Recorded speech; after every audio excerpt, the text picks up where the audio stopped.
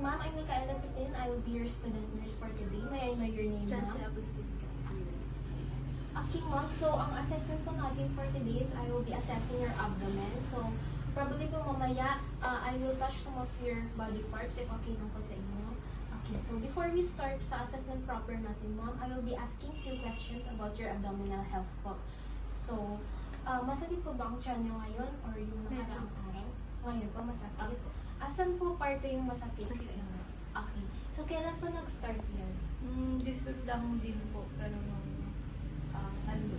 Okay. So, dyan lang po ba part masakit o pag hinawakan niyo po na sumasakit po yung other parts ng tiyan niyo?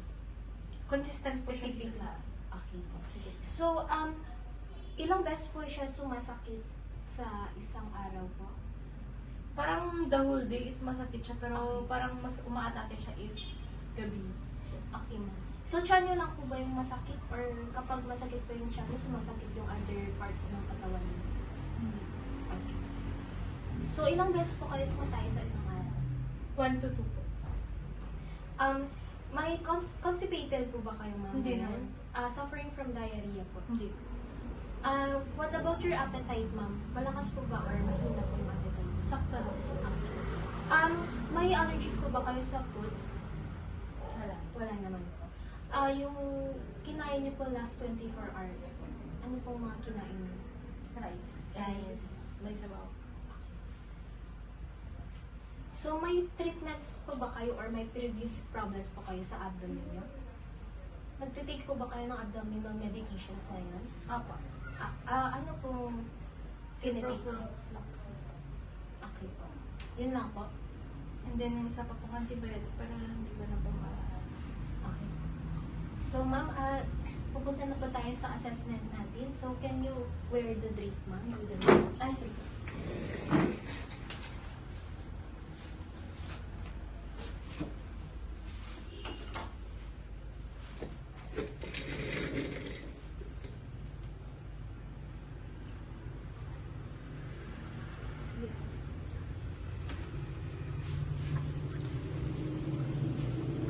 So, ma'am, i-expose ko po yung abdomen nyo. Okay lang po ba sa inyo? Okay.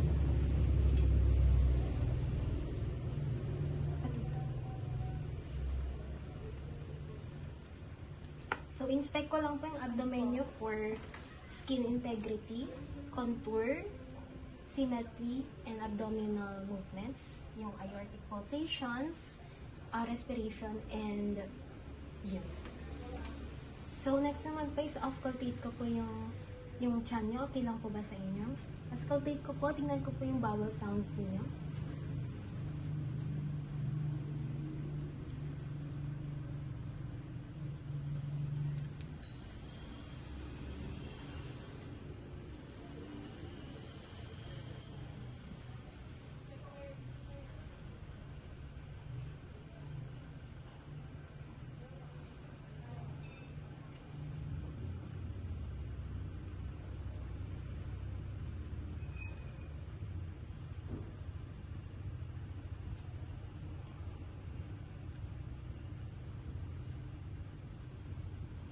Okay, ma'am. Magpa-belt naman po ng knees ninyo para maano natin. Okay, ma'am. So, proceed po tayo sa percussion. So, ipa-percuss ko po muna yung 4 quadrants ninyo. So, sige, taas niyo po muna yung kamay niyo.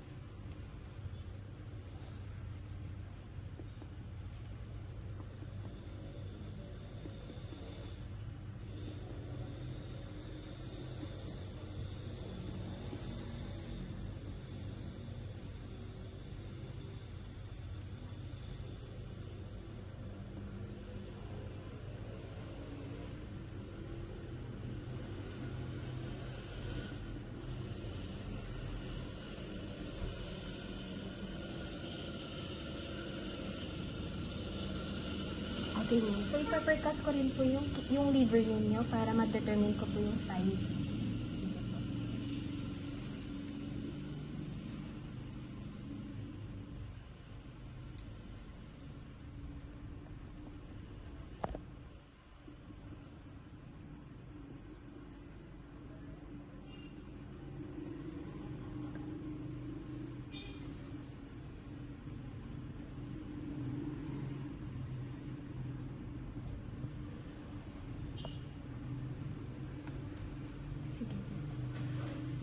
So, susulat. Kukunin ko lang po yung...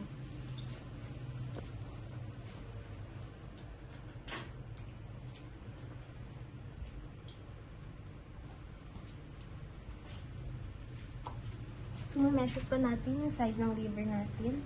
Mo. So, dito siya. And dito. So, approximately 6 centimeters po ang liver niya. Okay. So, proceed po tayo sa scratch test, ma'am.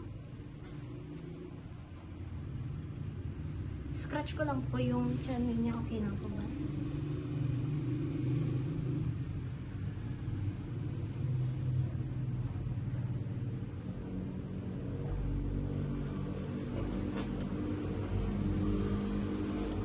Next po is ipapercast ko na po yung splenic dullness ninyo. So, proceed pa ako dito.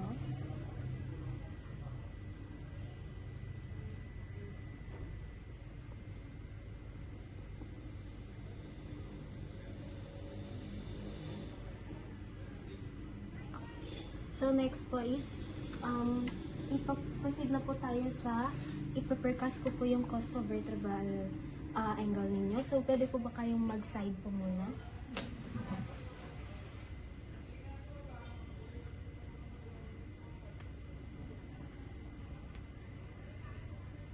Okay na.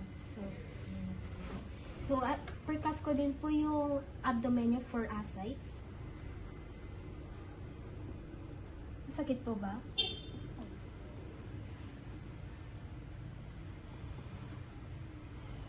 Okay. So, ipapalpate ko na po yung chan ninyo. So, okay lang po ba na mapapress ko po siya ng very hard, very light lang naman po. So,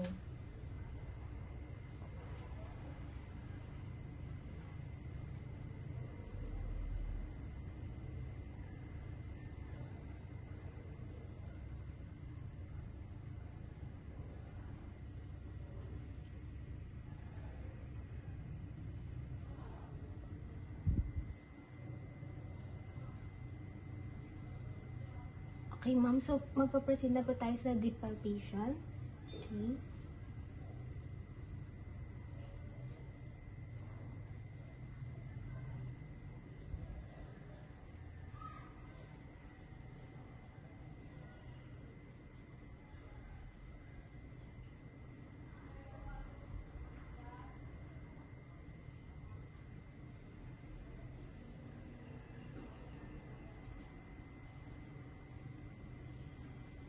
Masakit po ba pag pinapalpate ko? Hindi. Okay, so papalpate ko na rin po yung liver ninyo. Okay. So, ma'am, hinga pong malalim. Okay, exhale po, ma'am. Okay, so wala naman pong enlargement and tenderness. So, next po is yung spleen po ninyo. Papalpate ko na po dito. Ma'am, hinga pong malalim. Okay, ma'am, exhale na po. Okay, so proceed na po ako sa kidneys ninyo. So, medyo ganito kayo. Sa kabila naman po. Okay. So, ipapalpate ko na rin po yung aorta ninyo. So, dito.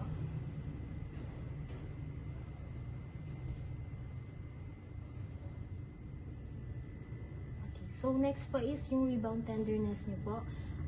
So, sabihin niyo po lang po sa akin if may masakit, if gagawin ko po tong procedure na to. Masakit po? Hindi. Masakit po? Masakit po? Masakit po? Okay, so next po is gagawin ko rin po yung inspiratory arrest or yung Murphy's sign. Ida-detect ko po if meron.